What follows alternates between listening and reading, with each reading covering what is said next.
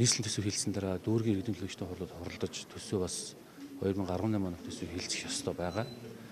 Тэгэхээр энэ асуудал давхар бас хүлээгдэх шаардлага үүсэж байгаа. Дээр нь дүүргийн иргэдийн төлөөлөгчдийн хурал чи 15 хоногийн өмнө бас хурлаа зарласан байх ёстой. Тэгэхээр арчсан намын нөхдүүд маань завсарлага аваад ингээд явах юм бол 12 сарын 5-6-ны өдөр төсөө хэлцэх юм бол багтах боломж харагдахгүй байна.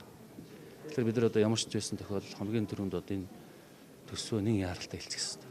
Гэхдээ яаралтай хэлсэн гэдэг нь өөрөө хурдан дөрвийг хэлцэж янз бүрийн одоо сул ажил гэсэн үг биш л дээ.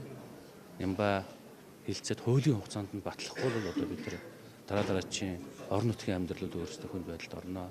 Ардны доор байгаа ардны амьдрал төсөв санхүүжиж зогсох болж байгаа. Тийм учраас манай хоёр бүлгийн дарга ярилцаад энэ төсөө энэ 7 хоногт ярилцаа хэлцээ дуусгаж би хүсэж байгаа.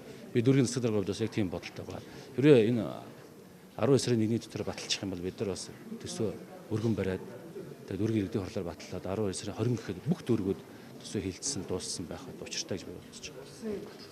Хотын даргуулагчдад нийслэл дор маш дарамттай юм зүйл. Дүүрэг дээр одоо нэг жоохон хэлбэг байгаа ч асуудал байна.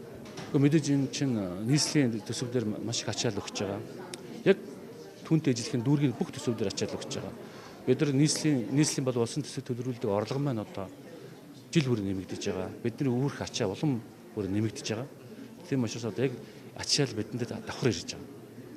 Одоо хуучин бид нар 5 тэрбум төгрөг нийслэл төсөв төлрүүлдэг гэсэн бол энэ жил 8 тэрбум төлрүүлэх гэж байна. Ингээл ачаал нэмэгдэж байгаа. Энэ чигээр доод дүүргийн үйл ажиллагаа явуулах зардлууд нь хомигдож байна гэсэн. Тэгэхээр энэ шууд хамааралтайгаар одоо бас дүүрэгт ачаал нэмэгдэж байгаа гэж би ойлгож байна.